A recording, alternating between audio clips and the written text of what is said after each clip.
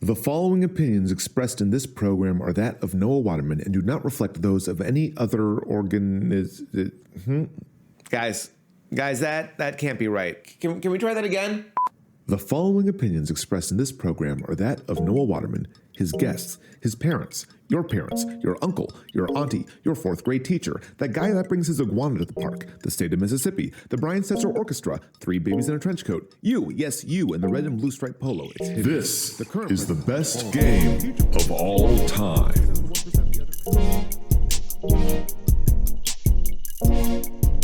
I think this is going to be a real treat. This is going to be a real treat because this is truly the first new best game of all time since we came back. Friends and folks, welcome to the Kaiju Lounge, your home for humor, opinions, and nerd shit. I'm your boss monster, Noah Waterman, and this is the best game of all time. A podcast of ranking, rating, reviewing various games. We do the spiel later. We'll go into it. This is just the intro. This is just me chatting to you. Just kind of giving updates, letting you guys know what is happening. And right now, what is happening is that you are listening to an episode filmed recently. A novel, crazy idea. Who would have expected? But this is what we've been shooting for. We are back at it. I feel pretty good. Your guys' reception to the Mario Kart episodes have been great. I think they came off pretty well. It made me very happy. I've gotten some nice comments from people who are happy to see us back. I got more comments from people happy to see us back than I thought we actually had listeners. So the way I see it, that's an absolute win. But it's good. So we got the gang back together again. A new recording, new episode finally. We are in the mix and we are starting to get these things out there. You know, I have a couple concepts that have been floating in the memory banks for a little bit right now. For episodes, sort of themes. I like having these themes for the episode, not just a game, but like an idea, so we can compare like against like. And this one was always going to be in there because there's so much material to mine. But the main idea was supposed to be failed mascots, and I very much told the guys this is what I want to do. And immediately when names were coming up, it was like Arrow the Acrobat. Bubsy, and yes, perfect examples. But if I do Bubsy, I want to do all the Bubsy games together. If I do Arrow the Acrobat, I got Arrow the Acrobat for Super Nintendo and Sega. Then Arrow the Acrobat 2 for both systems. And then there was Zero the Kamikaze Squirrel that was like a spin-off.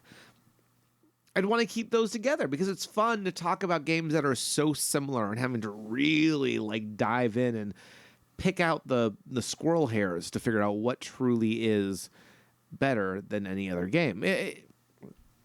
Maybe it's over the top, but I mean, isn't that why we're listening to this thing? Isn't that the appeal of whatever bullshit I'm trying to do here? That's where I stand. So we end up, I had them bring some games to the table, and I am very excited because only one of these games I was actually familiar with. And it ended up being the one game I was the most familiar with was the one I was least happy to play. But, you know, we got Little Samson for the NES, we got Tinhead for the Genesis, and Glover for the N64. You know, three very different games on the surface, but it's very interesting to really look into it and be like, why did these fail? Why have only few mascots succeeded? So I'm not going to delay. I've already talked too much. Let's dive into it, guys. Tinhead for the Sega Genesis. Little Samson for the NES. Glover for the N64. This is the best game of all time. Enjoy. It's so funny that Breath of the Wild is number one when I was listening back to our Mario Kart episodes and we shaded it pretty hard because we were all in Tears of the Kingdom. in knee deep in Tears of the Kingdom. And yeah. I feel like I'm already rethinking a couple of the things I said because I actually think you will be able to make a valid argument about playing Breath of the Wild over Tears of the Kingdom.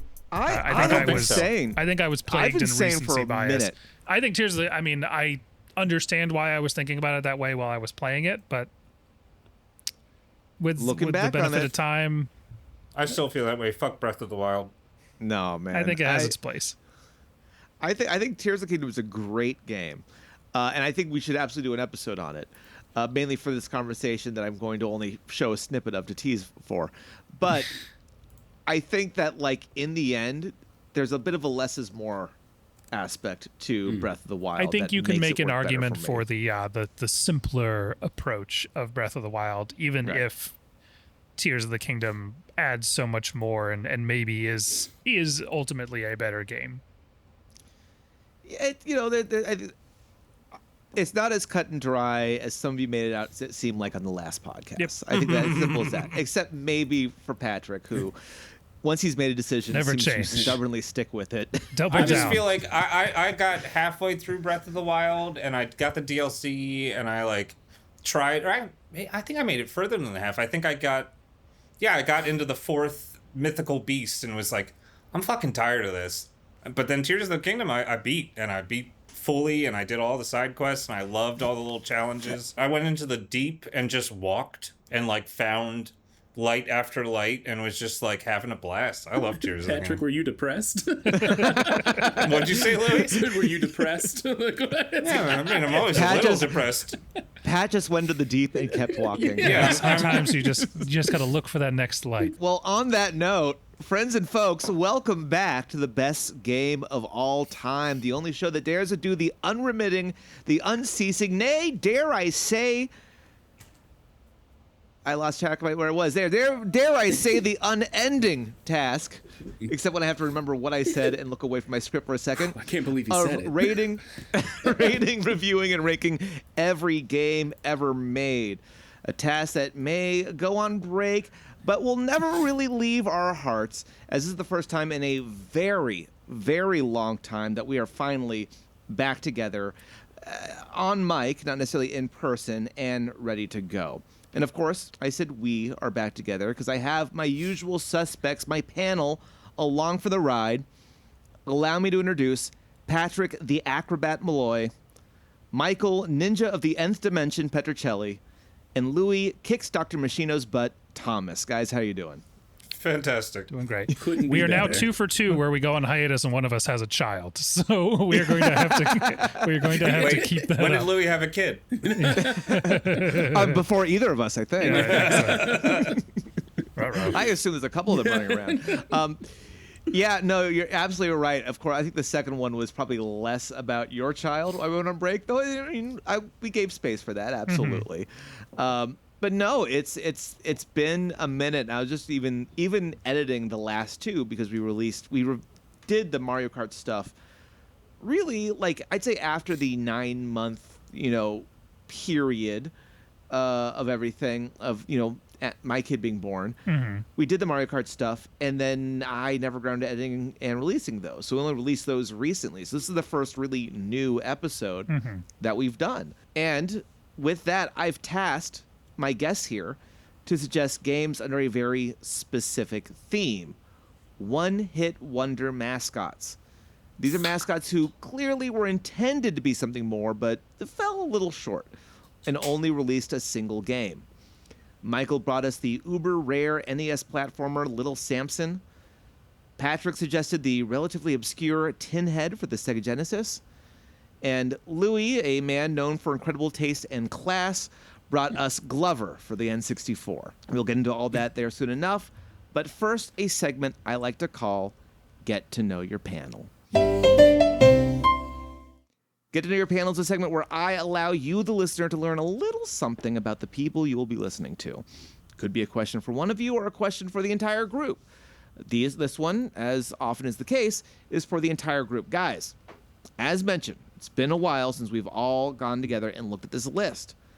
Looking back on the list at the couple of podcasts we've done, are there any regrets about the scores or choices you've made that you wish you could change? No, I wish I'd fought more for Double Dash. You fought about as hard as you possibly could for Double You Dash. gave it a 10. You literally can did always everything give in more. your control. You can always give more. I'm feeling pretty good about it. I would, not to foreshadow some defenses that I'm perhaps going to make on this episode, I maybe wish I wasn't as harsh on Omicron the Nomad Soul Oh, as I was, because Really? I'm maybe going to make some points that are going to feel hypocritical. wow. Okay. Interesting.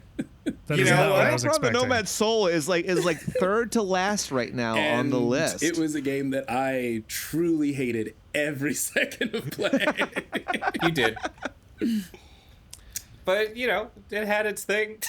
It had David Bowie. some interesting ideas that were executed poorly. Yep, that's true. it certainly tried. Actually, also, ouch, Daydreaming Davy lower than Omicron. Daydreaming Daydreaming Davy Davy deserves better. Yeah, it was pretty bad. Did not. It had a money system. That was so cool. So Yeah, man, Yeah, I that don't- open world Yeah, level yeah. of the Wild West. I know. so does America. We're not feeling that great about it now. Okay.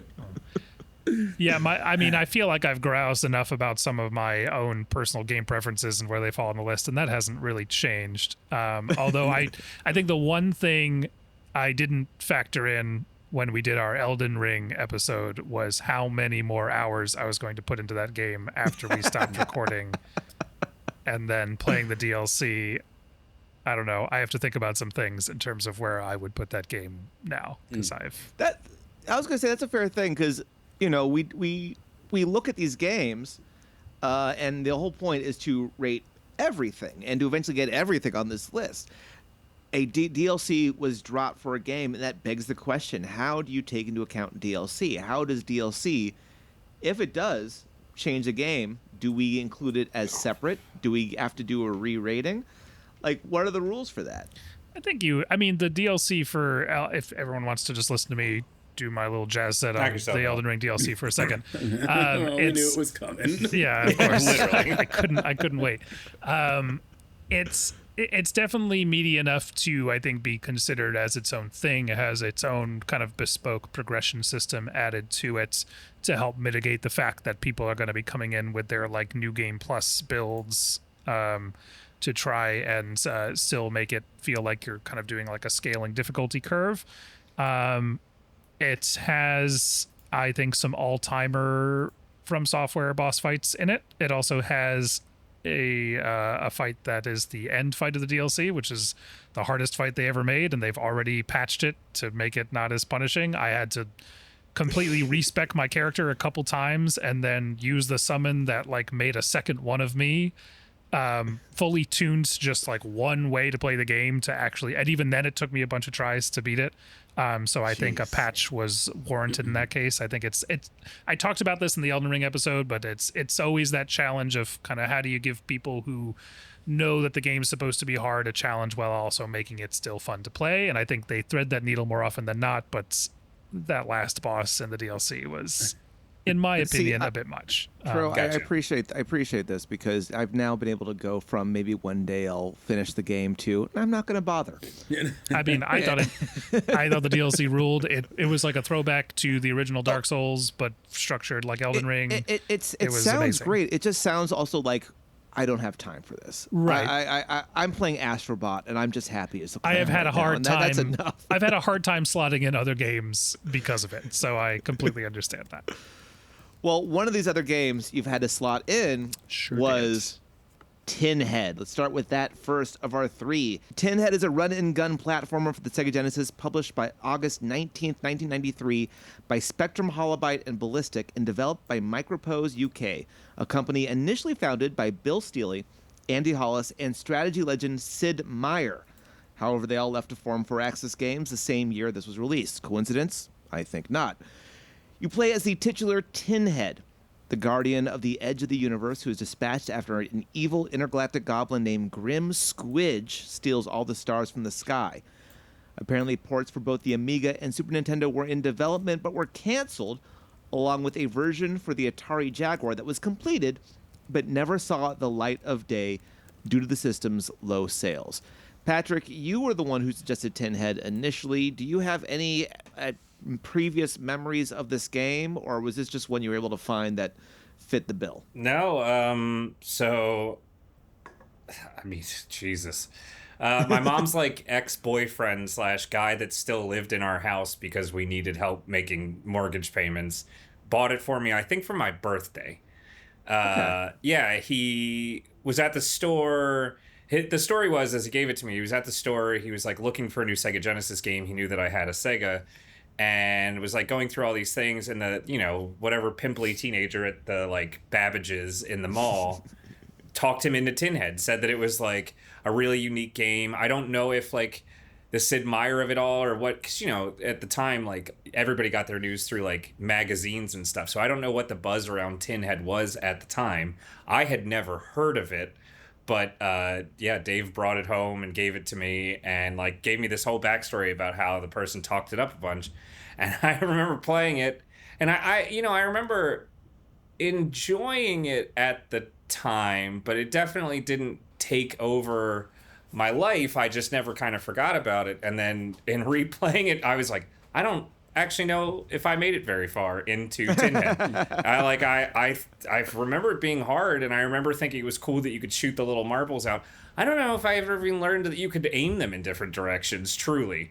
Like, I really may have just, like, it been one of the things where it was a new game, I dicked around with it a little while, and then put it down for Toe Jam and Earl again, or whatever else I was really into. I'll say, well, let's get into our thoughts right now, but just to kick it off, this felt like a Blockbuster rental. Like, even as I was playing, this felt very much like a Blockbuster rental. Yeah. What did people think about Tinhead? Did anyone else actually have, because I would say, not only had I never heard of it, but in doing the research I did here, like, there is nothing on YouTube. There is no information. This game, if it wasn't for Patrick, this game would have completely skipped my radar completely. And I'm a guy who's constantly collecting ROMs and looking for obscure shit. Like, I don't know how this one has gone past my grasp as the poor man's Plock, but here we are. Anyone else have any previous history with Tinhead? I did not. Also, as the youngest person on this podcast, I can say I hadn't heard of most of Patrick's. The anecdote didn't connect with me at all. Babbage's. That's not even close to true. Home ownership. You went to the Valley Mall Babbage's as much as I did. What This is this? isn't the first time that specific Babbage's was brought up on this podcast. Right, I think that pimply teenager has factored into previous stories. If you have contact, I would love to get him on. We'll have him on an episode. Oh God, I wouldn't even know who worked at Babbage's, but yeah, maybe. Yeah, I don't have any connections to this game. Even as like a random thing I saw in a game magazine, it just didn't ring a bell whatsoever. That being said, I loved being enveloped in all of the lovely Genesis twang that I got from the second the game started up. I had the first level theme stuck in my head for most of my family beach vacation, which wasn't quite the vibe I was looking for while sitting on the beach, but it's the vibe I got. So, Can I ask you a really important question? Did you plug your headphones in? I was about to ask the same thing. Have the real experience. I was playing with headphones in. There you go. That's the Genesis. That's the Genesis. Right there. You're right. I would have had to have sat in front of my console and plugged it physically into the audio jack to get all that sweet, sweet audio. Just the real effect. That wonderful audio chip. So what did people think of Tinhead and playing it this time around and getting it in there? I mean, it's, you know, a platformer first and foremost, but truly insane at how punishing and like there seemed to be places that you could not get through no matter how much you dialed it in. Like, you know, I occasionally watch somebody who plays like a Mario Maker level, and I'm like, wow, like, oh, they're timing every single thing right, and they kick the shell in air and bounce off of it. I don't fucking think Tinhead, half of the levels, like, I don't think the developers played it to make sure it was like playable before releasing the game. They would have fixed that jump arc if they had, because his fucking jump drove me up the wall. That jump arc was crazy, and also like I can't tell if if the level design was like just hadn't been play tested, or if it was like intentionally pranky in the way that like a lot of it were, because there'd be so much where it's like, oh, like you come out of one of those fast tubes and then there's spikes right there, or like, if you don't hit like off of this platform or like fall where like the arrows are telling you to go a certain way, all of a sudden it's like a bad thing that like I was like, did they think you would be able to react to this, or did they purposely put that there to just be like, oh, you lost a hit point? I think that's why I kind of say that this feels like a blockbuster rental, right? Because it's the gameplay is such a design that they don't want you beating it too fast, right, or at all. Yeah. Or, unlike I would say like most games at the time, but that's not necessarily true. Super Mario World is a perfect example of a game that like feels like it's intended to be beat, even though it does get harder over time, from the 16-bit era. I think that there's a lot. The level design was a little bit wonky. I feel like very few games of that era do the find the item before you can leave very well. Like, I always think that I don't think that was necessary. I don't think it adds to the fun or the environment. You can just let me get to the end, and the star is just there, and have that be the goalpost instead of some other item that I then have to maneuver my way to the goalpost for. I mean, I will say, at least in the levels that I played of it, the star was pretty close. It's usually just right by the exit. Yeah. Like to a point where I was like, okay, now I got to go a couple extra steps to like get to the end. Fine, but like it was weird that it wasn't like in a different area altogether, and then there's still like 45% of the journey to take. It was like when you saw the star, it's like, okay, the exit is now close by. Yeah, I'll be honest, I'm glad it wasn't structured like that, because I wouldn't have wanted to traverse the levels. I feel like there were kind of two schools of like thought when it came to like platformer design at this time. One of which was your Mario, and even to some degree Sonic sometimes did this, but where a level was kind of like a set kind of series of challenges, and like the challenges kind of got iterated on and expanded on as you went through, and then you were done. And then there were games like this, or like Earthworm Jim, or other Sonic levels that did this instead, where it was a level just big and full of stuff, and you just kind of had to there were little secrets and things going around, and some people dig that sort of thing, but you have to do it well, and I don't think this game did it particularly well. This game to me felt like sloppy Sonic meets like sloppy Mega Man. Like it channeled like the worst impulses from like both of those games, where like when they're crafted really well, like do the thing nicely. Like this was big aimless levels that didn't have a lot of feel, and like the core mechanic. I thought the shooting mechanic I thought was pretty neat. I actually used like the bounce one the most, and like found it like satisfying and fun to be able to like bounce things off, or like I don't know, like I enjoyed like the use like of the weapon mechanic. But it felt like they should have done more with it. Yes. Yeah. Or like have other items. I think have anyone ever played? It was a thing for both Super Nintendo and Sega. The game. This is another blockbuster rental for myself. B.O.B. It was another caveman? No, it's a robot. No, that's Chuck Rock. B.O.B. was a robot. It was another kind of sci-fi. You're a yellow robot. You kind of go around this platformer level. You get different guns and stuff. I rented it like 2 or 3 times. I remember enjoying it as a kid. I have no clue if it holds up now. A lot of this game reminded me of that, and remind me how much I like that game so much better. I thought while I like the general idea of the ball shooting, I thought changing the direction was really clunky on another button. I know we're dealing with a different system there, but I really wish it could have been moved to like, I don't know, an LR button. I don't think the Sega had that. Well, none of you guys played. None of you guys downloaded the Switch version, right? I did. Yeah. So the Switch version is very interesting because we don't have a time to do a whole sidebar on like the Brazilian game ecosystem, but like a Brazilian game developer made a Super Nintendo version of Tinhead that's part of that collection. Yeah. And the Super Nintendo version, which I only played a little of, because it has more buttons, each of the firing directions is a different button. Instead of it being a singular fire button and then you switch. So, and also the jump arc is longer. Okay, I do like that. Yeah. It still feels a little weird at the end, but you travel for longer when you go, and it's not a twangy soundtrack because it's not the Sega Genesis. Because it's a superior system. Yeah. I would argue in this case it makes the soundtrack a little more forgettable because the twang is kind of part of the charm. That's true. If a system can take advantage of that sound chip and like really lean into its strengths, then absolutely. But I would say, there's Genesis twang is fun. Do yourself a favor at some point if you want to go down an interesting rabbit hole and like look up stuff about like video games in Brazil in particular, because like the 16-bit era kind of never ended there because of weird things around like import pricing and stuff, where a lot of more modern systems were way too expensive. So a lot of developers there kind of just kept making stuff for like Sega Genesis. Like I think Sega Master System and Sega Genesis were like ruled the roost in Brazil for like a really long time. Oh wow! So you're saying I should move to Brazil is what I'm hearing. That for that and no other reason.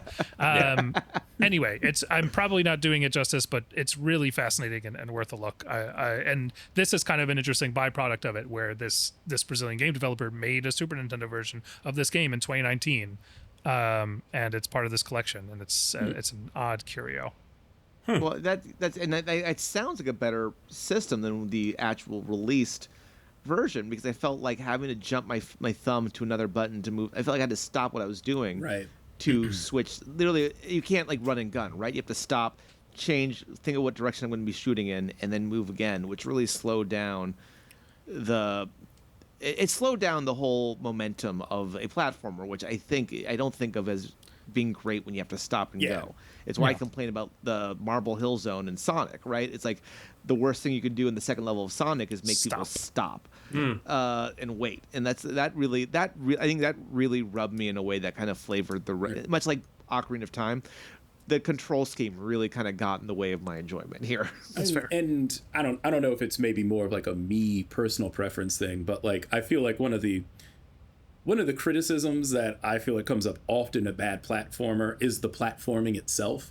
Like I think platformers assume too often that what people want to do in the game is like time jumps and to intentionally calculate movements in a way where that's almost never what I want more of in a game. This game gave you 3 different directions and styles of shooting to do. Like let me do more of that without having to stop to do other things. The game needed to pick a lane a bit more in terms of what it actually wanted to focus on. Because I agree, like if the game had been like focused around like making, especially since the balls bounced off things, like if you were making trick shots and having to do like precision aiming or different scenarios involving switching the directions, like I think there's a lot you could have done with that. And instead you were doing weird platforming, and then or if you were me, getting sucked down a pipe near the end of that one level where you had to jump over the pipe and you just never quite got over it. How crazy is it? Oh, go ahead.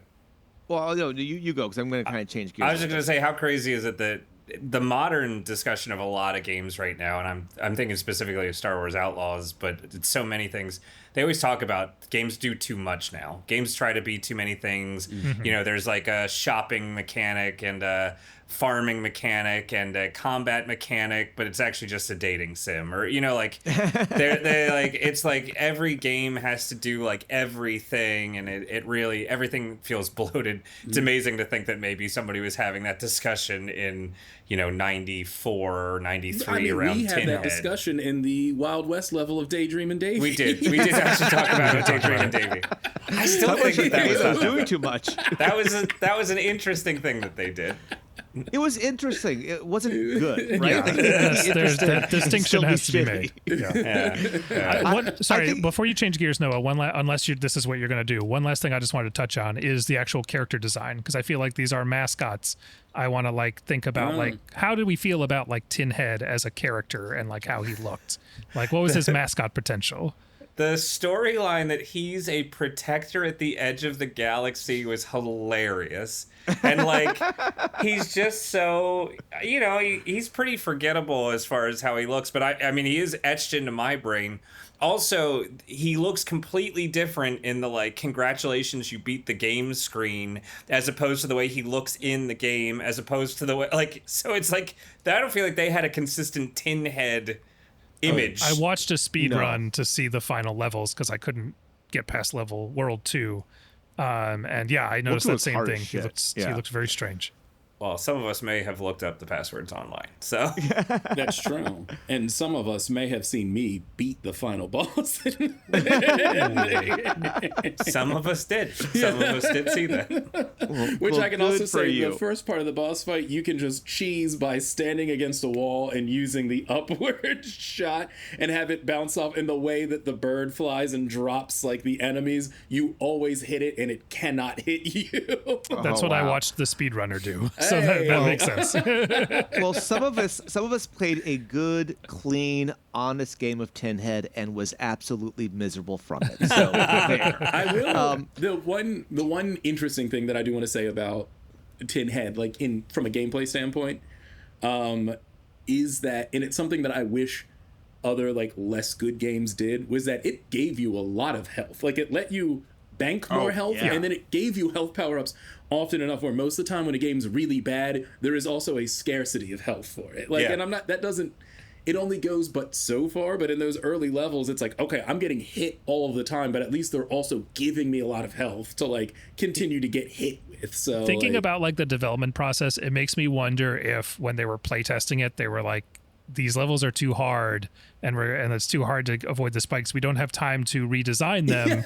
Let's give you more hit points and like put more health pickups around to compensate. Just brute force it. although They might have. the other point to that, which kind of going to the point of having to stop and start, hitting the power-ups and then having to collect what was inside of them was truly the most insane design element So I've annoying. ever seen. Oh, and the bouncy guy. The bouncy guy was also an insane choice. That like was that? weird cat head that you jump on. Yeah, it fucking sucked. I only had it for like 1 second. Yeah. every Also, time you I would hit you think something. you're going to be able to bounce off the enemies with it, and you can't. It dies immediately. No, you just can't touch anything. Yeah. Yeah. I want to just quickly say that I think his design was somewhat forgettable overall. I think that like it just looked like it was too inspired by other designs, but couldn't ape any of them, so it just became kind of generic. Cute, Right. but like I don't. Yeah. It didn't seem like If anything you, was Not going if on. you offensive. told me Tinhead was like a character within, like if it was a spin-off from like Earthworm Jim or like something else instead, I'd be like, yeah, like I believe that. A Toe Jam and Earl, like it seemed like it was cribbed within the universe of like a less popular character from The a zanier different main character thing. like crashed their ship into him at some points Yeah. while on their way somewhere else. Yes, yeah. I mean, yeah, the absolutely. truth is, I spent a lot of my time playing this game thinking, do I like it better than Plock? Been the other kind of platformer of a very similar I agree. vintage, Yeah. right? And now, granted, I had some emotional attachment to that because that was one of those games I rented a couple times and always had a stylistic admiration for, though going back to it doesn't play as well. I do think I like Plock better than this. I think also part of that is the design.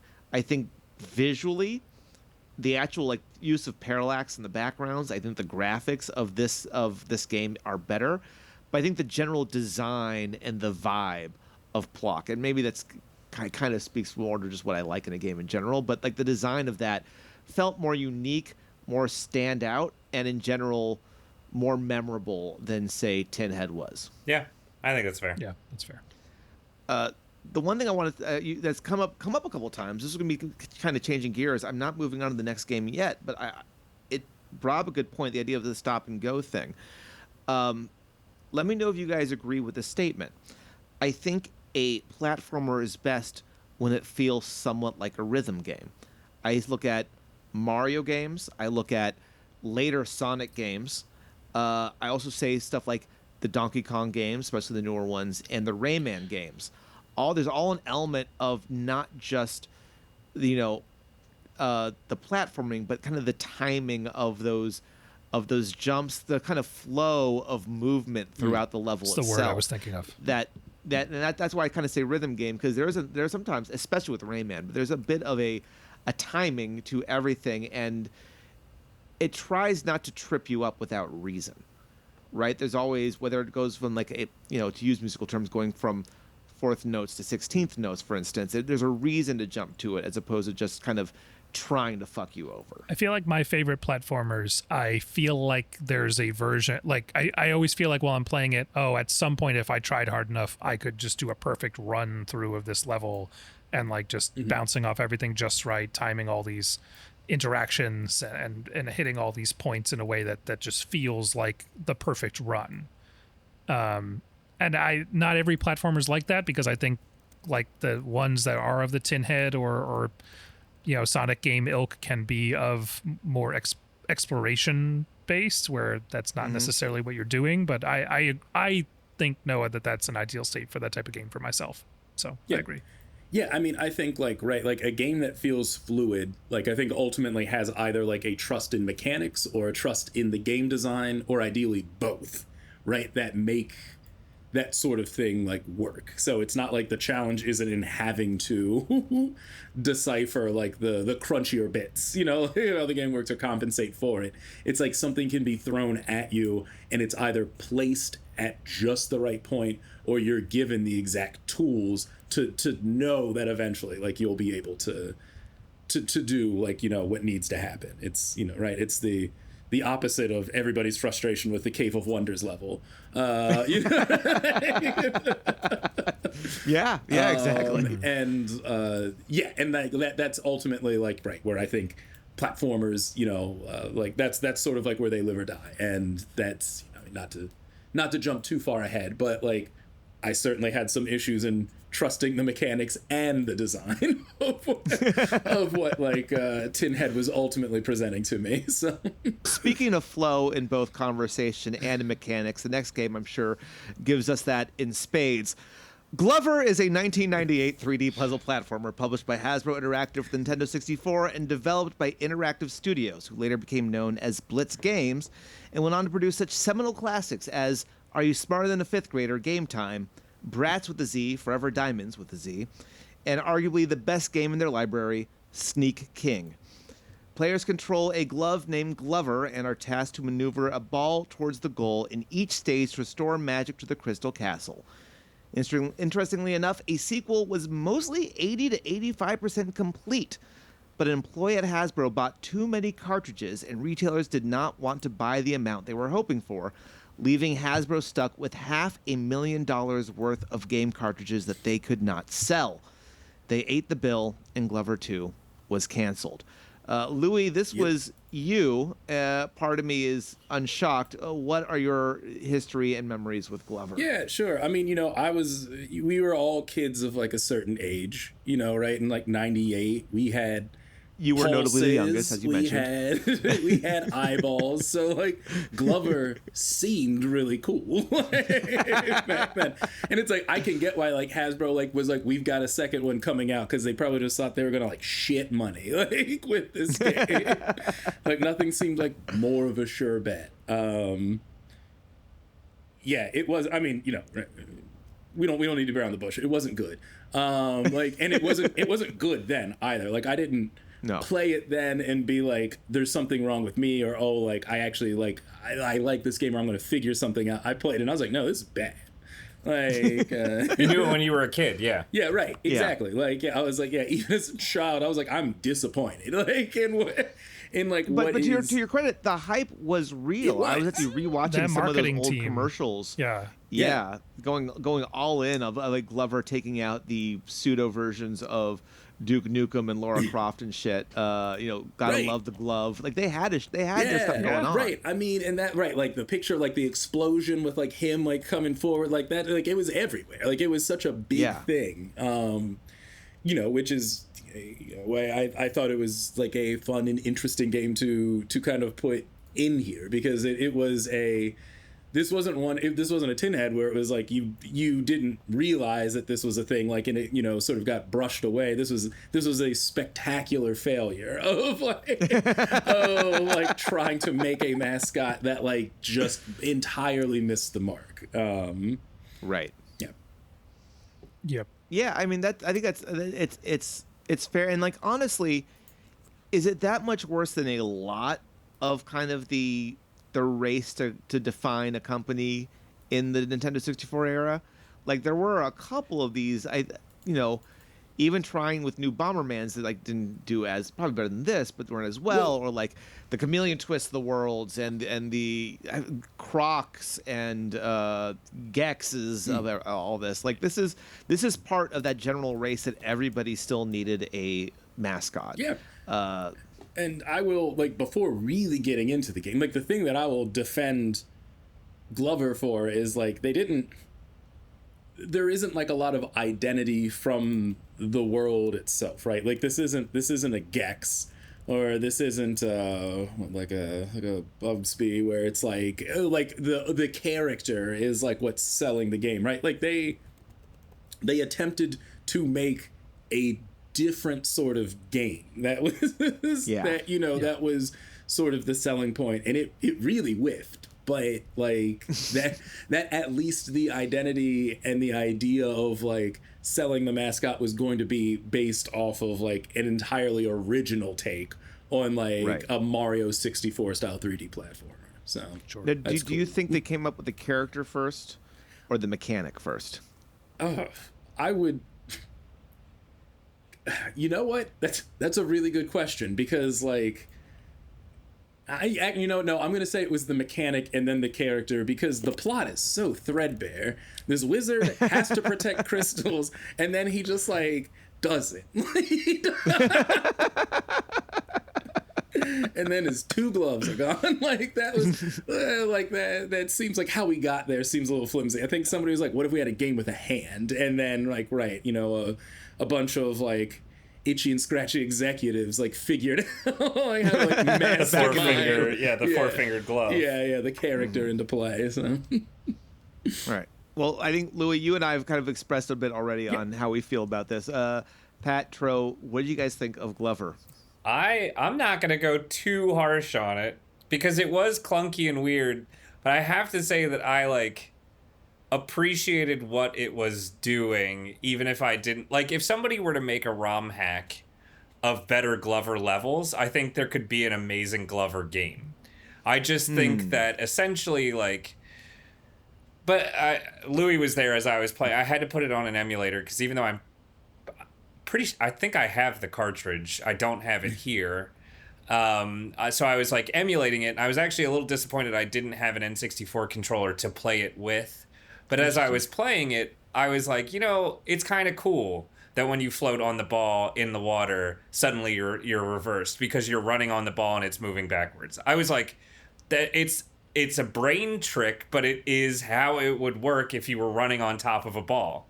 So it was like clever and like interesting in that way. I liked that there was like a bounce mechanic, although I think my emulation, like, or maybe it was just the game, and it was hard to time that correctly, but like, I don't know. I liked that that's how you like jumped higher or like those kinds of things. You had to keep the ball with you. So I, in a very Omicron kind of way, was at least interested in what they were doing with the mechanics.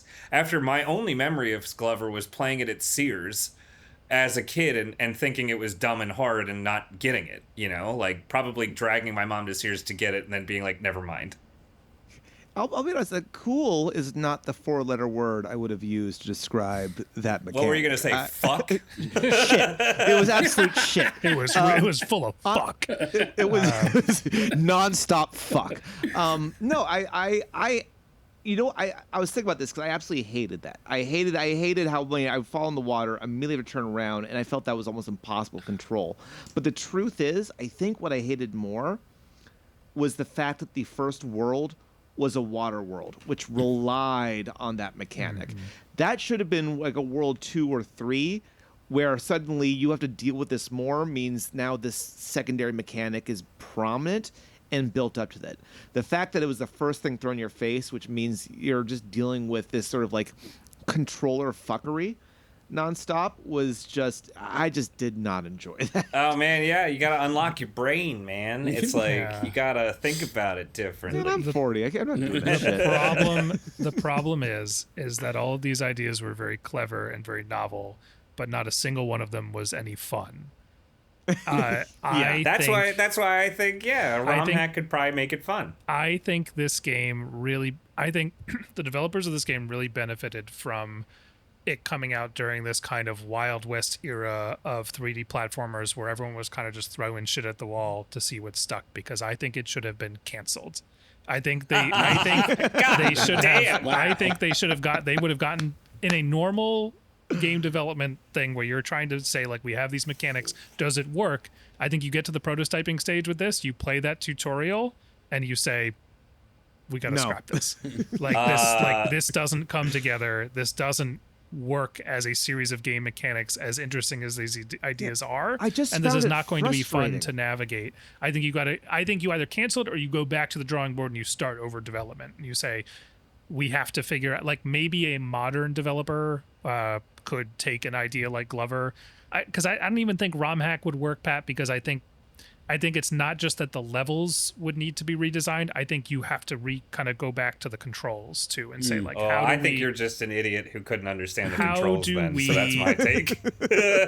How do we make this intuitive? I'm not even engaging with this. How do we make this intuitive?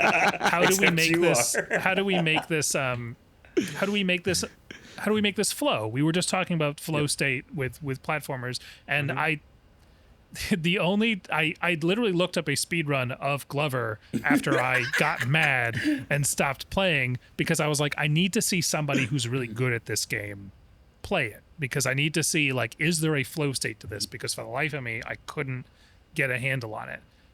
And I didn't really find that, because the Game's Done Quick run I saw was mostly them breaking the game through a series of, like, exploits and stuff that can cause you to, like, outrun the camera and, like, go like spinning off. And it's actually very fun to watch. I would really recommend looking that up.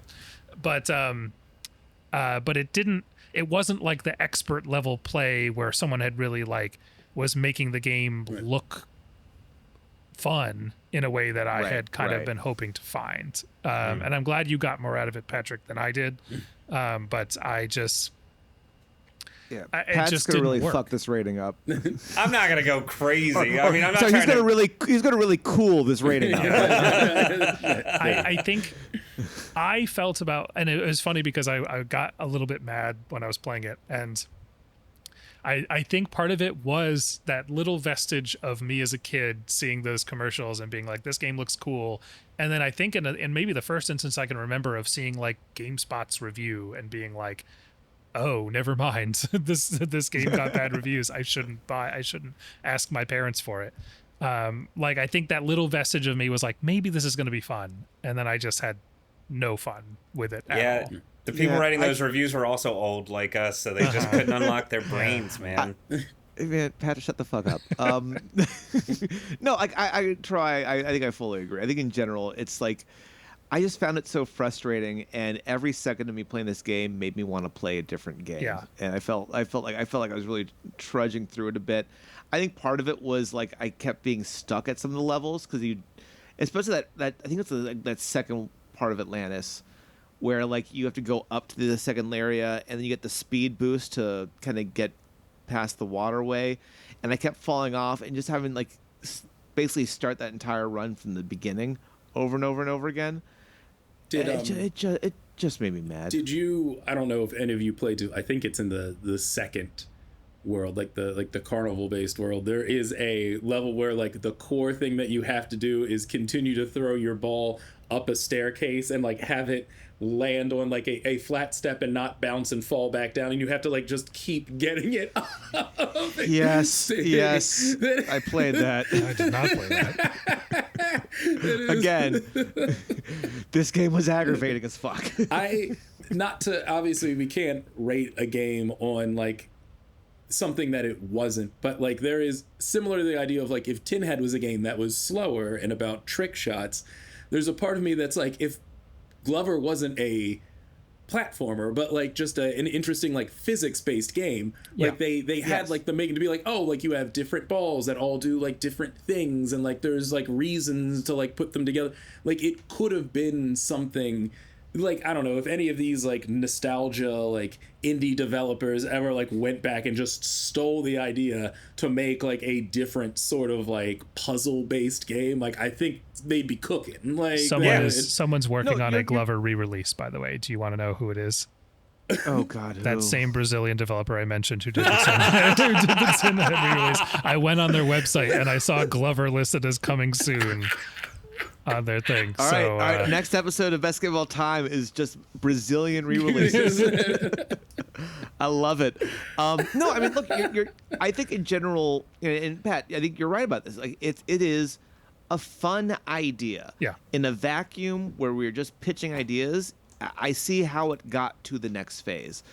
To Turo's credit, I don't see how it got past any of the remaining phases after that. The only pushback that I'll say is because we are all like around the same age, and like the 64 and like the 3D worlds that it introduced were such a novel idea. Like I played the demo for Glover a lot at Sears, which you guys might know as Sears and Robux because you're much older than I am. I was really worried for a second. You just in the same sentence said that we were all basically the same age, and then you say that. But like really just grasping the youth. Glover and Mario 64 were like two demos that I played a lot, and I never did anything other than cool around with like the base mechanics of the game. Like, you know, like if I was doing Mario, it's just like, oh, I like triple jumped a bunch of times, or like I butt stomped like one thing and then, you know, like marveled at like the ripple effects at a portrait before like it would like shut down and like restart. And Glover, in that same way where you never can get far enough to realize like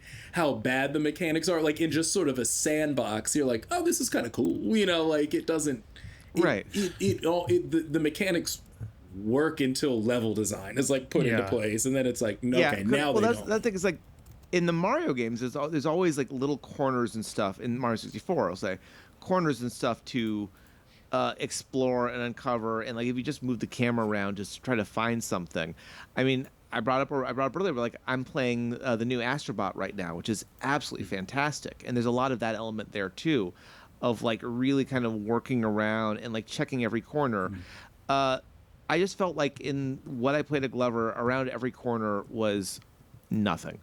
There wasn't that, you know, second or third dimension to it. It was just the level that you thought you had at hand was the level in fact at hand. Maybe you'll find more of the little card things along a thin ledge somewhere, but like that was it. Whereas Mario, I could butt stomp something and suddenly drain water or find a cannon.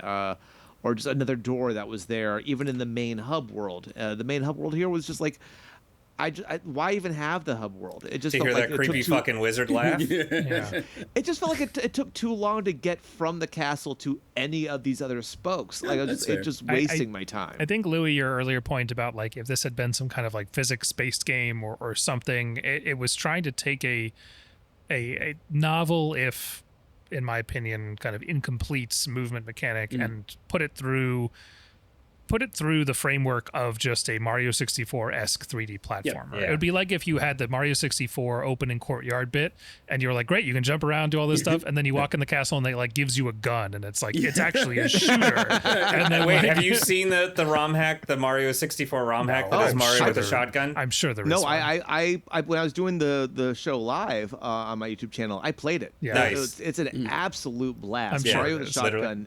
definitely play. Yes, quite literally.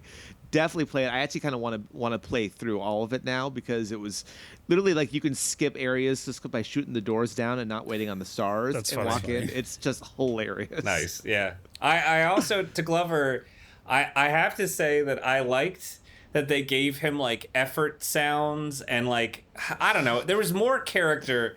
I was expecting to go into this because again, my only memory was the Sears demo and thinking it was dumb and hard. And then I went in and I was actually kind of pleasantly surprised with like, the glove had like some character to him.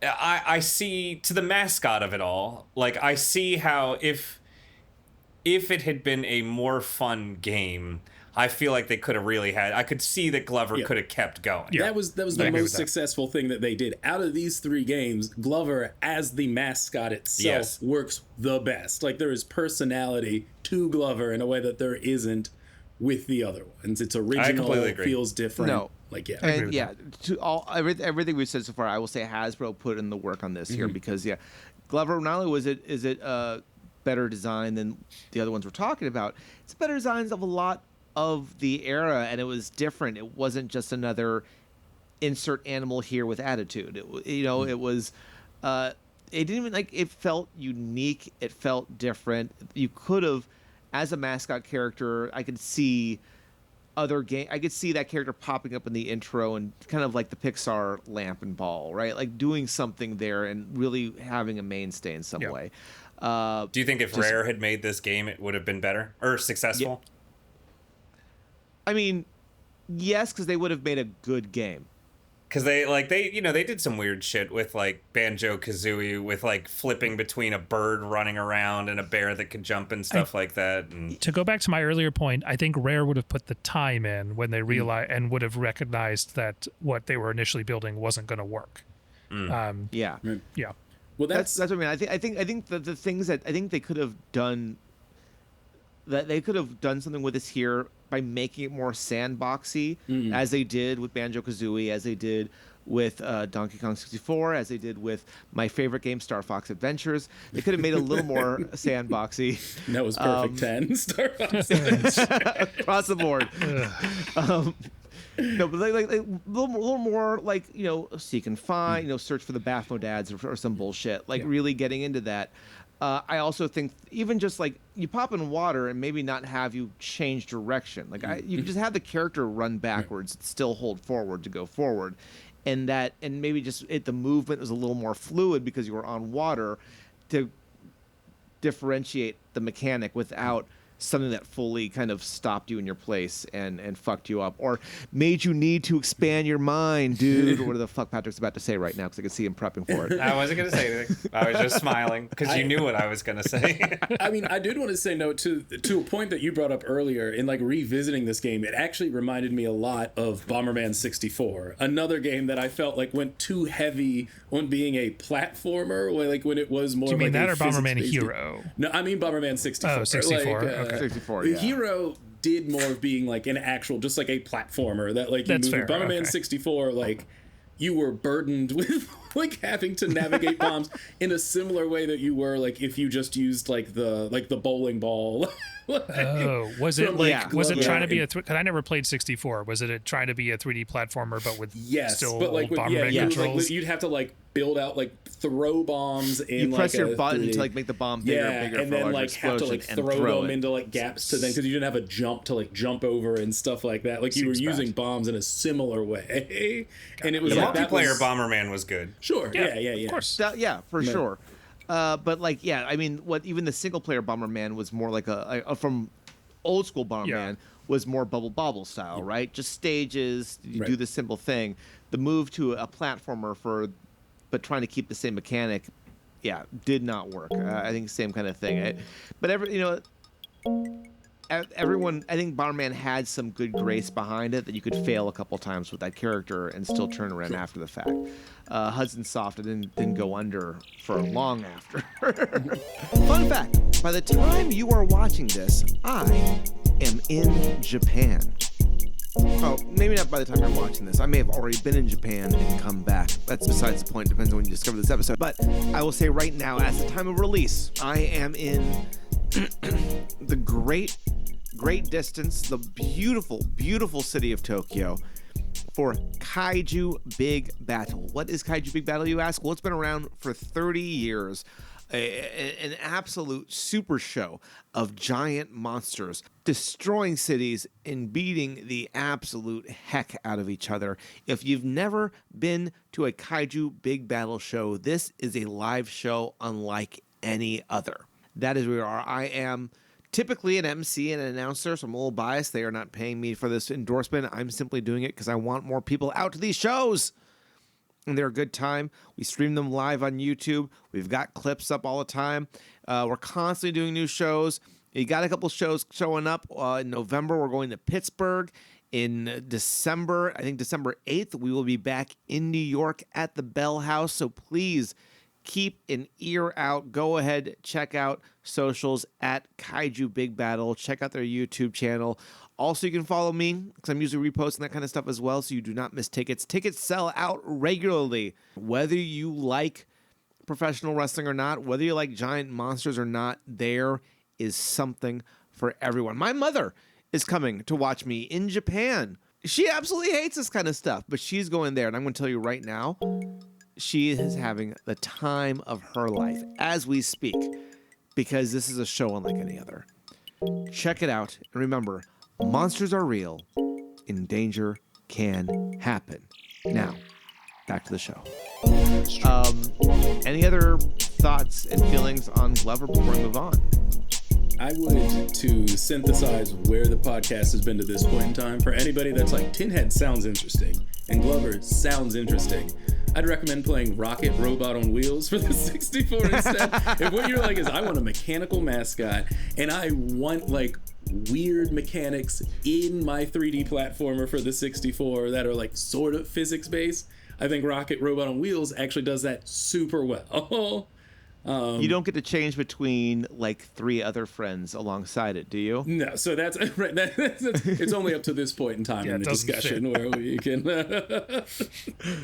Well, that's too bad because the one game you can do that in is Little Samson, or Lickle Legend of the Holy Bell, as it is known in Japan, is a 1992 action platformer produced by Taito and developed by Takaru for the Nintendo Entertainment System. The game stars Little Samson as he recruits 3 friends, each with their own abilities: the flying dragon Kikura, the solid stone golem Gom, and the mouse KO, capable of walking on walls and leaving what I can only describe as little white exploding poops to destroy his enemies. Takaru had a lot of legendary muscle to put behind this game, as they were a team of mostly ex-Capcom employees, including Akira Kitamura, who had previously directed Mega Man 1 and 2, and this game's director, Shinichi Yoshimoto, who designed such Capcom games as Ghouls and Ghosts and Strider. Taito, as a company, had been searching for a mascot and felt that this was their ticket to representation, but then put absolutely no money into marketing in the US, leading to low sales and general obscurity. Those low sales mean it is now one of the rarest games in the retro market, with prices in the $1,000 to $2,000 range. Tro, you were the one who brought this to the table. You have any previous history with Little Samson? It was like randomly in an episode of Nintendo Power that I had that I read about as a kid. The only marketing that they did. Yeah, for probably it. the only exactly the extent of their marketing seriously, budget. In researching this, that is literally the only quoted marketing that was done for this game. Wow. Like truly, episode 40 of feature. Nintendo Power, I believe, is the only, a single page or like maybe a little bit of a walkthrough. Yeah, it was that like was it was like a feature in it, like because they went through the characters. I remember learning that there were that it had like branching paths, kind of like that there were like hidden level exits or something to that effect, and that was it. And it kind of just like lived in a pocket of my dumb memory that remembers useless nonsense like that. And so when we were thinking of kind of obscure character games, I was like, I've been meaning, this game's been like living in the corner of my brain for as long as it has. It involves bells for some reason. Like, why not? That's basically all I had going with it. And if you had asked me when I was playing maybe the first third of it versus later parts of the game, I think my takeaway on it would have been a lot different. But I'm curious to hear what other folks think. I'll throw mine out here right off the bat. I think I liked this game the most of the 3, and truly was the only one I felt drawn to play after. I don't play everything in one sit. I kind of pick it over time. It was the only one I was like, all right, let me come back to this one. Maybe because I was playing Glover, be like, no, I'd rather play anything but this.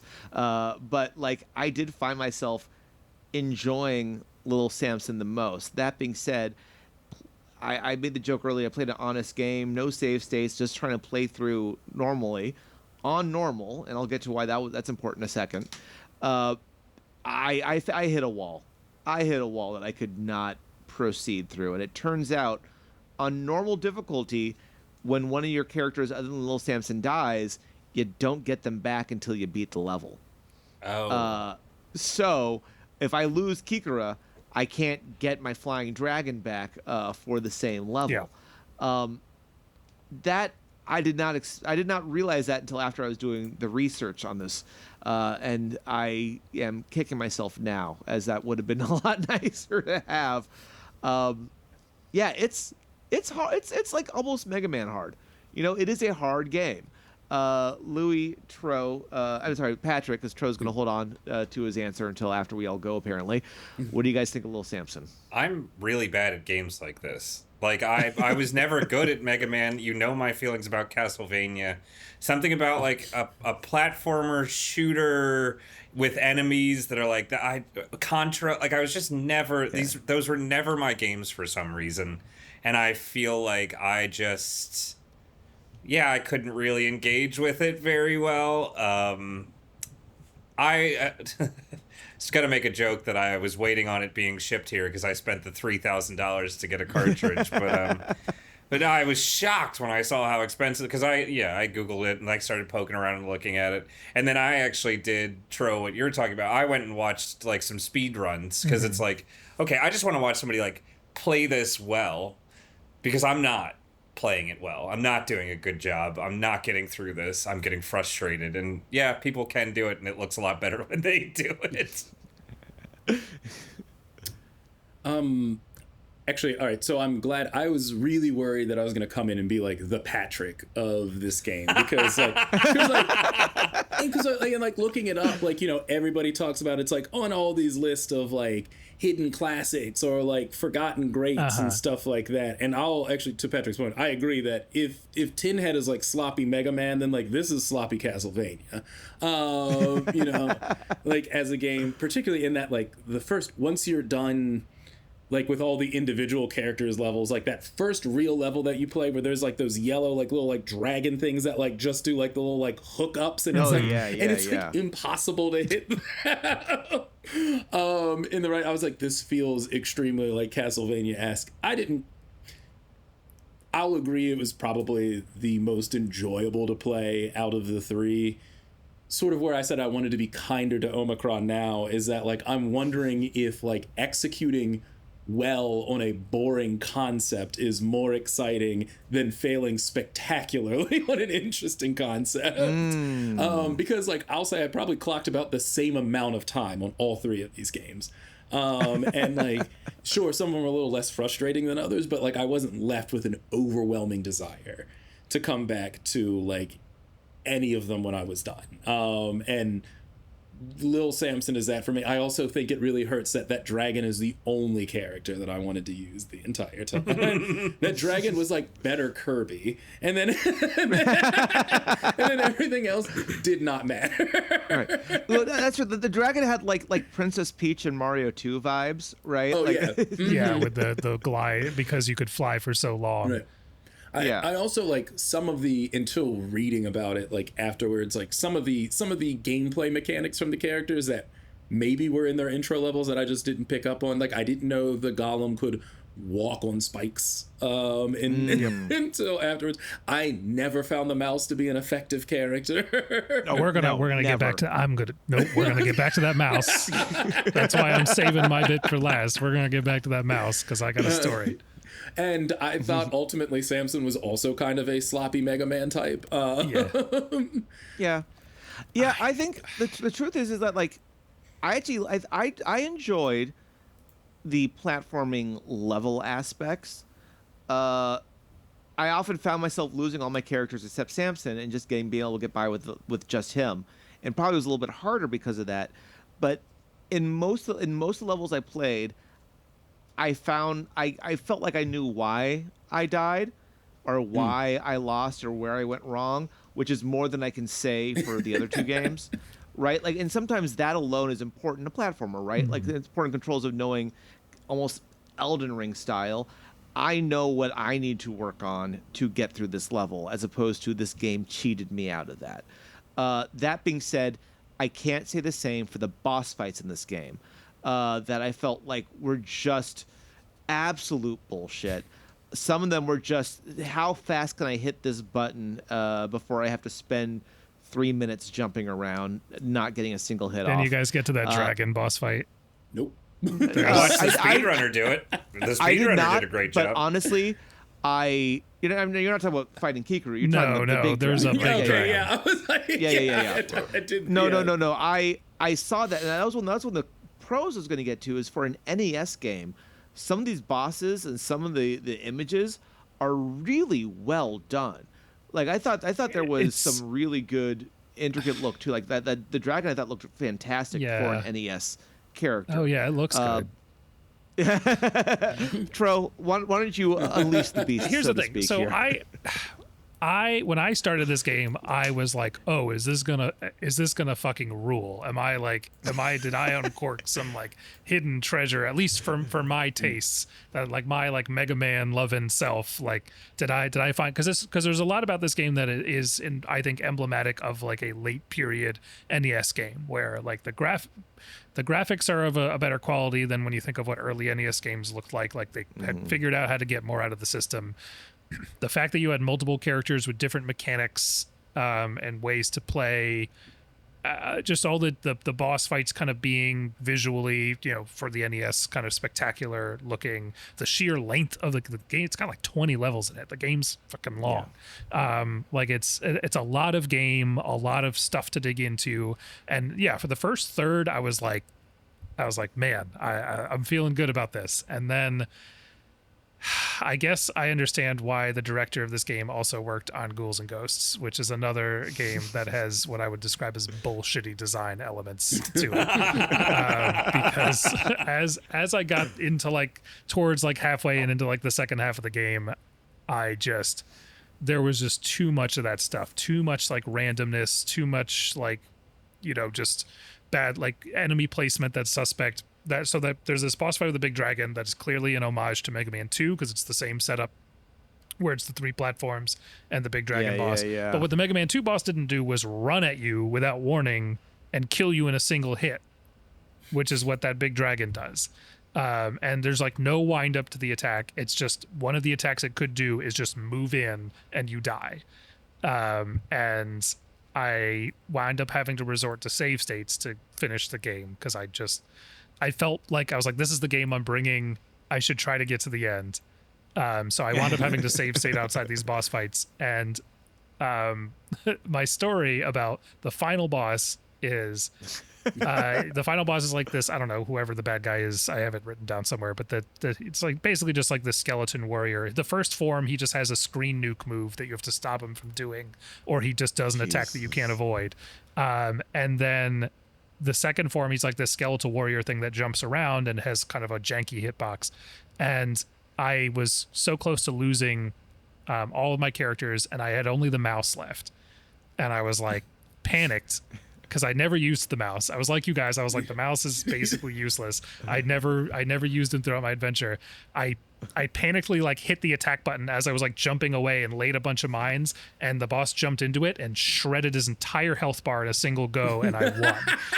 And I was like, oh, the mouse is like secretly the most powerful character in the game, and I didn't realize it until right now. So I can't fully slander KO the mouse because he lived up to his name and KO'd the boss, the final boss instantly. Okay, that's wild. What I will slander is the actual final challenge of that game, which is an escape sequence after the final boss that's meant to be like you have to use all 4 people to escape. Like there's areas that are too small for anyone besides the mouse to go through, and then spikes you have to walk across, and like that's a neat idea. But then it's filled with like random explosions everywhere and stuff just like dropping from the ceiling without warning. And it was maybe the hardest part of the entire game. And it's like 2 screens long and took me so many tries to get through, and just really ended on a sour note. And I just, it's a shame because I just thought that game had so much going for it. But, and I also just think when we're to talk about like mascot stuff, like, I have to imagine like Taito had like $signs in their eyes at some point where they were like, there's 4 characters. We're going to do like a cartoon show. Like they're going to, meet the dragon people, and the mouse will like do hijinks with the big golem guy and like all this stuff. And it felt like somebody was like screaming franchise potential about this at some point. And the game didn't deliver. And then I guess whoever was in charge didn't have faith in it. So it just didn't land. They just let it lie, and they didn't do anything with it. Right. I think it honestly would have been, had they put some money behind it. I don't think it still would have been a successful franchise. It was too late in the NES's life, I think. Yeah, I do think it probably would have gotten maybe a Super Nintendo game and then called it quits, or it would have just been like remembered in the same way we remember a lot, like a game like Strider, for instance, which is like not big, but this character would have made cameos here and there, and people would just go, "Oh, that's neat." Yeah.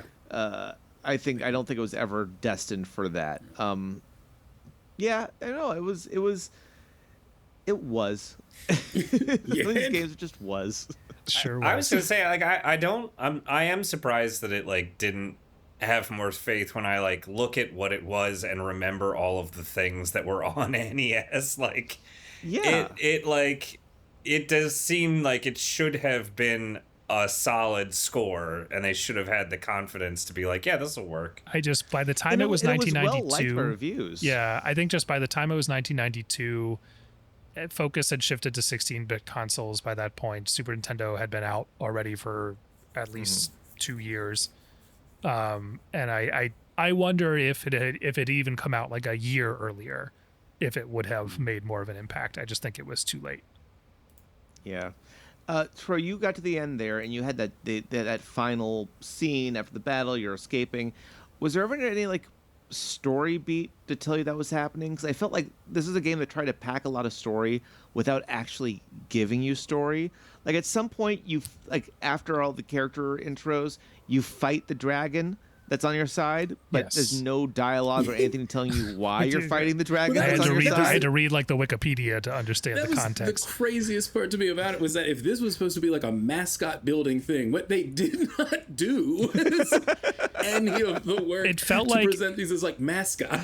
maybe excise like 3 or 4 levels of again way too Fuckery. difficult bullshit to free up some kilobytes on your disk to pack in like some dialogue boxes or something to imbue your characters with a little bit more personality. And I can understand because it tried to, because I kept thinking, I was like, if this were like an indie game, like if this were like a Shovel Knight-esque thing, they wouldn't have to worry about space, and they almost certainly would have been putting dialogue and like stuff in Yeah.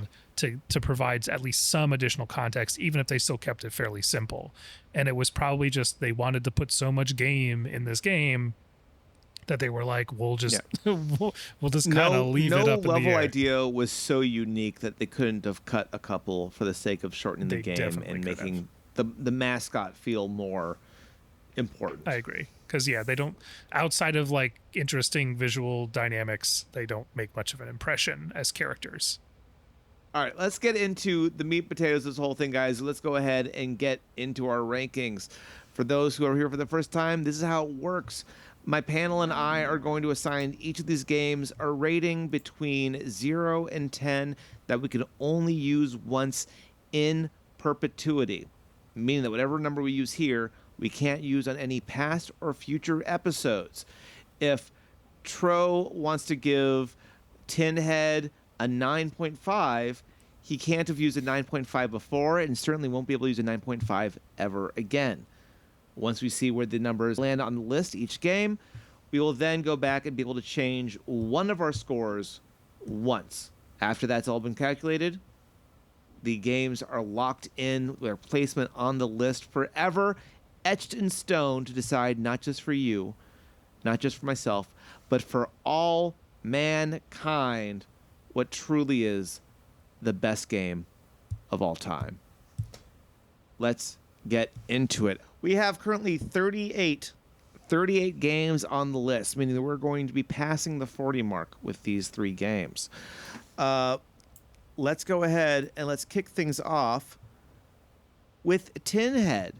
And Pat, you brought that to the table. I'm going to go to you first. What did you think about Tinhead? What number are you giving it? It was not very fun. some neat ideas, some whatever. My fondness should have stayed in the past, because then replaying it really shined a light on it. It's so funny because looking at this list and trying to figure out where it falls, I'm like, yeah, it's pretty similar to Plock, but then I'm like, God damn, Omicron did really fall really low, and I had more fun with Omicron than I had with this. So, I think I'm gonna go for a solid 3.3 if I haven't used it yet. A 3.3. Check that out. You have not. You've not used it. All right. So 3.3 is 3.3 good. for Tinhead. It tried. It certainly attempted. let's go on to Tinhead. What do you think? Tinhead, I'm giving if I haven't used it already, a 4.6. A 4.6. How come? Well, because I was also just looking at the list and I was like, do I like it? I like it more than Nights into Dreams. But probably, even though I don't love the SNES Aladdin, that's a better designed game than this. I can't really pretend otherwise. So that's where I put it. Oh, fair enough. Louis, how about you, buddy? What did you think of Tinhead? I'm honestly similar in thinking to Petro. Like, some of this is where, like, I have to admit, sort of like where things get graded on a curve, right? Like, we do this because we like to play video games. And so, like, I think it's a fine game. Like, I didn't not enjoy, like, the act of playing it, but I'm still going to put it below a 5 because inherently playing a video game will be a fun thing for me. But, like, it's not a good enough game that I can say the game is worth, like, above a 5. I'm going to give it, like, a 4.52. 4.52. Yeah, you've not given anything that yet. Whew, okay, good. Sounds good. Yeah, I mean, I'm kind of in the same boat as you guys here. Like, I think at a certain point now, 5s can no longer be true neutral because we're grading off of what's currently on the list, and so as that list changes, so does it's a constantly moving target, right? I said it before, and I kind of say it again. Is I really had to think. I use Plock as my barometer here. And like, truth is, it's like I think because I do think there's a lot of similarities between, especially with Tinhead and Plock. But Plock being another one-hit wonder mascot that didn't really look like it may have had potential at one point, but didn't really go anywhere. Liked Plock much more. I like Nights into Dreams more. I think I had more fun with that. It puts it pretty low. I know, Louis, you have some feelings about that. But that's fine. But I don't think I'm that far off from most of you guys here. I gave it a 4.1. And that kind of places it, is going to place it pretty low, but we'll see where that goes overall. Next up is Glover. I'm already on my page right now, so I'll put myself in here first. I like this the least of our three here. Glover, I think, just frustrated me in a way where Tinhead I kind of got tired of. Glover I got mad at. So I gave this a 3.2.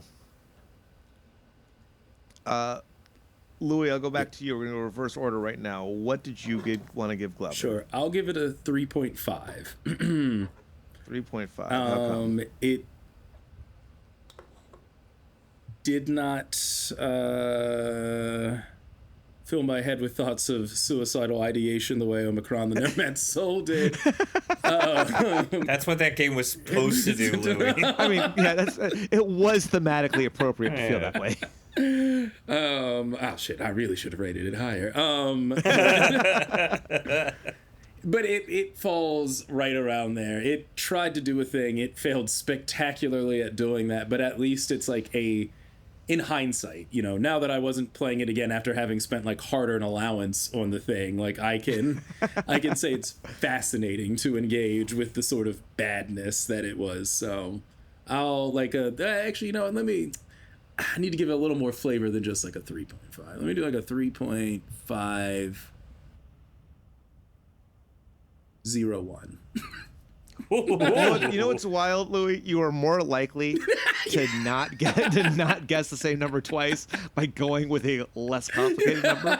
So more power to you. But I'm just letting you know you're safer bet. You have not done a 3.501, so you're fine.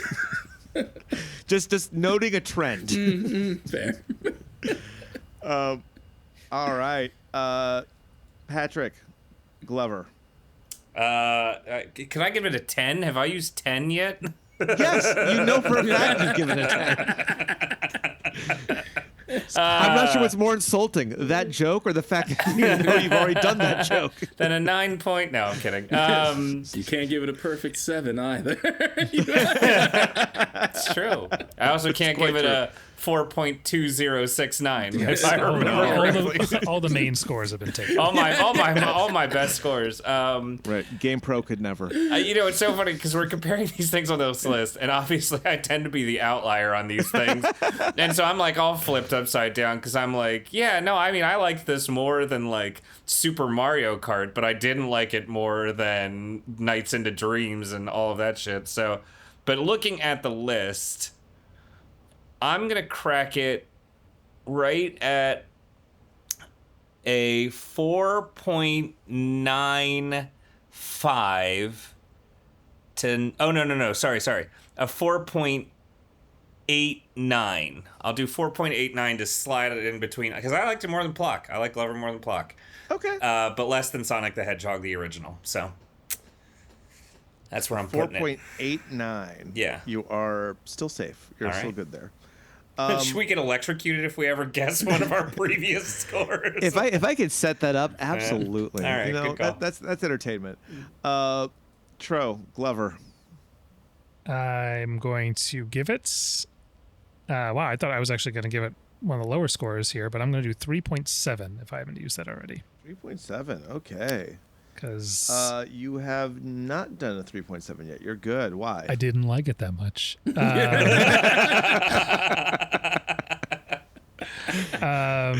Good. The end. Yeah, All right. no, even whatever my ire for Nights into Dreams is partially because it's so well regarded amongst our generation who are nostalgia blind from their time playing it as children, and whereas this game doesn't have that hazy memory, but it is also worse to control. Whatever my issues are with Nights into Dreams, moving the character around, I didn't find annoying.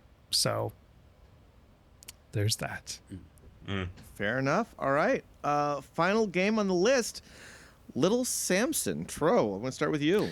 Little Samson, let's see. Have I done 6.4 already, Noah? Because that'll no, be my you've score not. if I haven't. 6.4. He's like, because I okay. want to score it 'Cause completely differently. just wondering. Because I want to give it a 2. Yeah. I just, man, there's so much about this game should be right up my alley, and I just wish it were a better version of itself. And no one's ever going to give a Little Samson another shake unless we really run out of things to mine for nostalgia dollars. So it's probably not going to happen, but something like this I will enjoy a lot more, but this is still the one I liked the most out of all of these. So there you go. Yeah. I'll say in the research, no one knows who has the rights currently. Taito doesn't have it. They thought it was original owner. The original owner says he doesn't have it. So it is currently just lost to the sands of time. So if you're listening, just make the game. Hey, the truth is, yeah, who's going to Probably. stop you? Yeah. No one has the rights. Yeah, I think you're good. Louis, Lil Samson. I really want this to be like just barely on the north side of a 5 for me. Like, I think it's funny. In the 2 games that I had thought about while playing this that actually got brought up while talking about it were Mega Man 2 and Shovel Knight. Like, one of them, right, a game like of the time that is like a masterpiece of the sort of thing that it's doing. A more modern game that is a far better designed version of like what this does. This game doesn't exist as either of those things. It is pleasant, but it's not an old school masterpiece, and it doesn't have the benefit of like all of modern technology to make a better version of the older thing. And it doesn't get bonus points for me for being good at the time, but not great. It was pleasurable to play. I'm going to give it like a 5.0001. 5.0001. Well, Louis. No, I'll get a shot. You have not. You're fine. You're fine. I was going to say that might be your longest one, but no, you've got longer decibels than that. Okay. Patrick, let's go with you. Little Samson. I'm gonna crack off with this one. I mean, look. What is with this crack slang that you're using? Also, Tro, did we lose you? No, he'll be right back. He had to move his computer. Fuck. I don't know, man. It's just that, like, again, the games that I like are so low on this fucking list. And get better taste. Well, taste is taste. Just crack on with it, Patrick. I don't know why crack on is in my mind so much. Keep calm, carry on. I think my problem is that it's just such not my game. Like, Mega Man was not my game. Castlevania was not my game. These, like, I do love Shovel Knight, and I feel like it is very different. Shovel Knight's more like DuckTales made real, as far as like old school games to new school. But I don't know, man. I'm gonna slot it in. I'm gonna give it a 3.7. I'm gonna do what Tro did earlier. If I still have 3.7, I'm gonna give it a 3.7. You do still have 3.7, so you're good there. And I mean, arguably, I do think it was the best made game out of the three that we talked about, which, like, I know, but I'm talking about where I think it falls in gameplay, so that's what I'm going to do. It's not your thing. That's okay. That's what it's all about. You can be wrong and still believe that you're right. That's fine.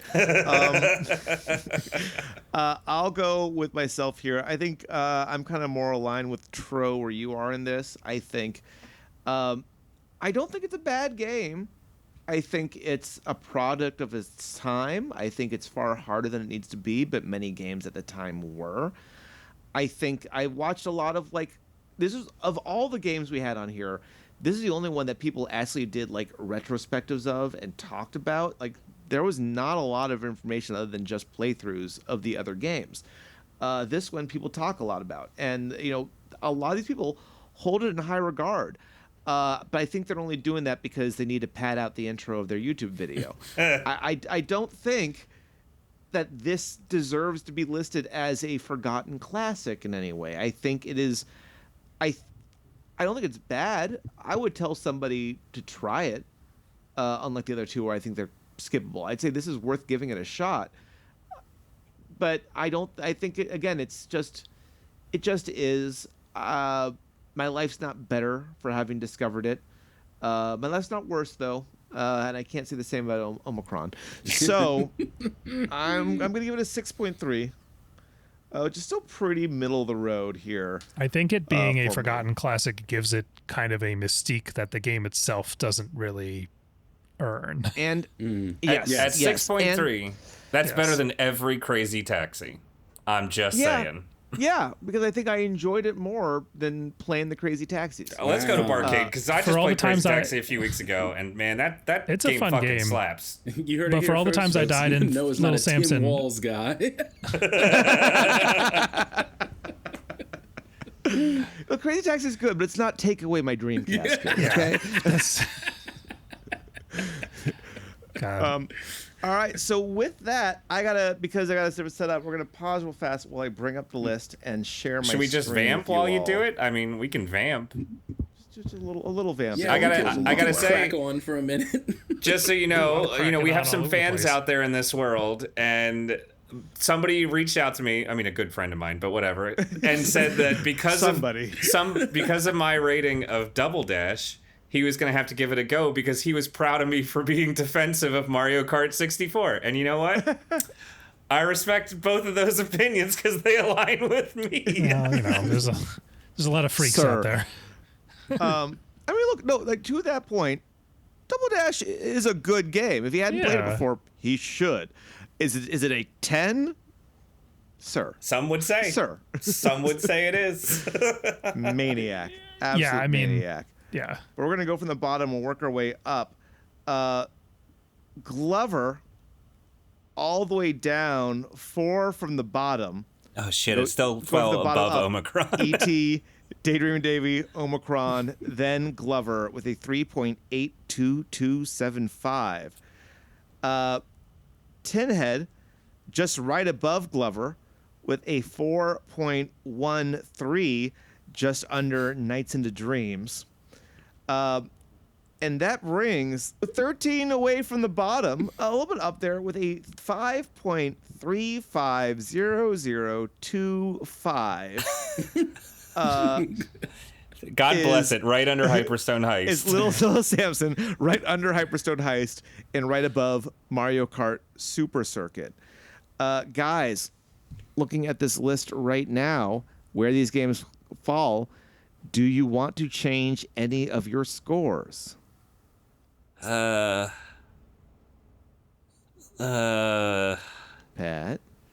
I mean, God, I want to pad out Omicron a little bit, although it pains me to try to lower Glover, because Glover of the three is the one that I don't want to see suffer. It's more that, like, it's not that because you think... Do you think just Omicron deserves better, or you think it's better than Glover? I mean, I do think I think it's better than all three of the ones we talked about today, in my opinion. What about this, Patrick? I don't know. I could give Glover a lower score if that would please you. I'll leave it be. I'll let what happens. I'm not so sensitive. But if somebody tries to put Little Samson over Hyperstone Heist, I'm fighting. That was actually quite literally what I was going to suggest to do. Because Louis, let's hear it. I mean, I rated it like purely on like what my like belief in playing that game was, that it was pleasant enough. I would put it on like the very north side of like good then bad. I would play it every time over like Hyperstone Heist. Like, what? Well, you're a TMNT hater though, as far as the beat 'em ups go. Well, I mean, yeah, but there's also, again, there's just a significantly better version of Hyperstone Heist that is as accessible. Yeah, it's called Hyperstone Heist with headphones plugged into the Genesis. That's the best version of that fucking game. 3 inches from the TV, staring straight down the Hell tube. yeah. Yeah, the crackle of the CRT. Yeah, get that twang reverberating in your ears. You try me, Louie. You moved Little Samson up, I'm gonna move it back down again. Okay, I mean... So yeah, I'm chill, but yeah, Louis tries to. You say you're chill, but you just lost your chill. Yeah. Seems like you're not chill. I'm just gonna. Yeah, I don't know if I believe how chill you are, Patrick. Maybe you should expand your mind a little bit. Open your brain. It's like going on water, baby. I'm chill because I'm going backwards, man. It's cool. No, yeah, anybody can do whatever. What's up? Louis, what are you feeling, man? You know, I'll bump it up a little bit. I'm not gonna put it in the 6 range because I'm a man of integrity. All right, what are you changing? I am okay with moving Little Samson to a 5.7. Oh wow, we can see all of our scores. 42069. I need Also, that numerical distinction so I know that this is despite Patrick. You were so hateful to Omicron. It's the lowest rated game that you've ever rated. I mean, again, I hated playing that game. Damn, goddamn. Well, Louis, it wasn't enough to bump it above Hyperstone Heist, as that only brought Little Samson to a 5.53551725. Wait, what's TMNT at? Isn't it at a 5.4? Oh, it is. It did not. It just didn't update its place. Okay. I'm sorry. Hell yeah. Let me circle back on that and pretend like that never happened. I'll cut that out. Louis, good job. You brought Little Samson up above Hyperstone Heist with a 5.53551725. What did I give Little Samson? Is that what I gave? A 3.7? Pat, I thought you were chill. I thought you I'm were chill, my baby. I'm man. chill. Show me what I gave it. Show me. Pat, you gave Little Samson a 3.7. I can stay. I just wanted to see my page for a second. Look at how beautiful it is. It's disgusting. Tro, how are you feeling? I'm feeling all right. Just I'm going to exude the chillest vibes of all. Tro has Let truly it ride. opened his brain. Yeah, I mean, I'm good with where these land at all. I think we've got something pretty good here. So I'm going to stop sharing my screen now. Going from the bottom all the way to the top, we have E.T., Daydreaming Davy, Omicron, the Nomad Soul, Glover, Tinhead, The Nights and the Dreams, Aladdin, Plock, Sonic the Hedgehog, Duck Hunt, Aladdin for Genesis, Mario Kart Super Circuit, TMNT, Hyperstone Heist, Little Samson. Our remaining games, of course, Super Mario Kart, Legend of Zelda, Mario Kart Wii, Crazy Taxi, Mario Kart 64, Crazy Taxi again, Mario Kart DS, Fighters Destiny, Mario Kart 7, Teenage Mutant Ninja Turtles, the arcade game, God of War, the original, Mario Kart 8, WarioWare, Mega Party games, Legend of Zelda, Ocarina of Time, Castlevania Symphony of the Night, TMNT Shredder's Revenge, GoldenEye 007, Chrono Trigger, Mario Kart 8 Deluxe, Final Fantasy VI, TMNT Turtles in Time, Legend of Zelda, Link to the Past, Mario Kart Double Dash, Super Mario World, Elden Ring, and at the top, Legend of Zelda, Breath of the Wild, which who knows, maybe that will be knocked off its pedestal by its own successor, by another game. We will just have to wait and see for another time. Until that other time, guys, where can the people find the three of you? Storia. Just go hunting for Pat, a costume on the streets of Astoria. I'm still in the apocalyptic wasteland that is Twitter. I'm at Patrick BC Malloy there, and Instagram, and Blue Sky. I'm PBCM. That's fancy. You But use yeah. Blue Sky? Use one of the alternates? I try, and everything's awful now. So no, I mean I do like Yeah. the people on Blue Sky more than the people on Twitter. That's about it. Right, but there's less of them. Yep. Louis, Tro? You can find me on Instagram at Naked Pictures of Louis Thomas. I'm always ready for a fight there. You can also find me on Twitter at Drunky Looster, where I only spread positivity and love. Wait, you post on Twitter? No, That's how he spreads love by not. I just support everybody else there. I'm like Ben Shapiro, go off, King.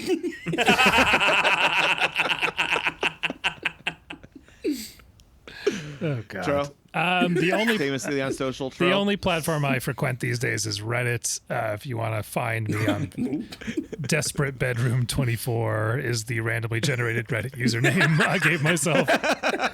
Michael, maybe change that. Yeah. No, I like it. Yeah, are you sure it's not like your verified Pornhub page? Like, Got to make money somewhere. But yeah, otherwise, yeah, find me in these streets. So there we go. that's what's happening. I would say famously not on Mastodon anymore either. No, I gave up on that. Oh yeah, I mean you can also find me and Tro talking about video games on Replay Yeah, Values. we'll the put other it. We'll podcast. record it again at some point. Some point. Yeah. Look, if this podcast can come back, any podcast can come Yeah. back. Ooh, that was fun. I think I really enjoyed not just diving into that, but some of the stories in that. I think what's most interesting is that whenever I think I've got a grasp on the obscure and weird and strange in gaming, there's always a new surprise. This industry, this art form has been around long enough that I can still be shocked. I can still be shocked by retro games, which feels great. And I had not known Little Samson. I did not know Tinhead. But in playing both, okay, nothing really changed for me. But it was cool to discover and have these references under these examples. And again, really, if I was a game developer in some ways, I'd want to know the minutia of why these various things work and didn't work. What went wrong, what they could do right, when to just, in the case of Glover and Michael Petruccelli's idea, just give the fuck up and maybe start from scratch. Good stuff. This was a fun episode. I really appreciate you guys hanging out, listening, being involved, commenting on this. Guys, I will say we now have a Discord. The Kaiju Lounge is on Discord, and you can go ahead and join us. We not only talk about the best game of all time and the various things we do there, but, it's a great place to talk about the world's greatest gamer, my monthly competition that I do here in New York City. It's a great place to talk about the various interviews and conventions I've gone to talk to people at, and the cool people doing awesome stuff in nerd culture. It's also just a great place to talk about. You want to talk about games? Talk about games. You want to talk about movies? We talk about movies. You want to talk about fashion? Well, we stick with the nerdy stuff, but yes, we talk about it. Guys, there's a little bit of something for everyone in the Kaiju Lounge Discord, and it's a great way to help grow the small community into something bigger. So check it out. We'll be sure to add a link in the description for all of it below. You can also go ahead and check me out on socials at Boss Monster Kaiju, everywhere but Twitter, where it's Boss Monster Kaiju, because all the letters went to X instead. Also, be sure to like and subscribe this video on YouTube. Give us a follow on whatever podcasting platform you are listening to this on, because we are there. And until next time, stay cool, stay hip. Gosh darn it, stay heavy. The Best Game of All Time is an independent production, hosted, produced, and edited by Noah Waterman. Theme music by Peter Rowland. If you want to learn more, go visit www.thekaijulounge.com.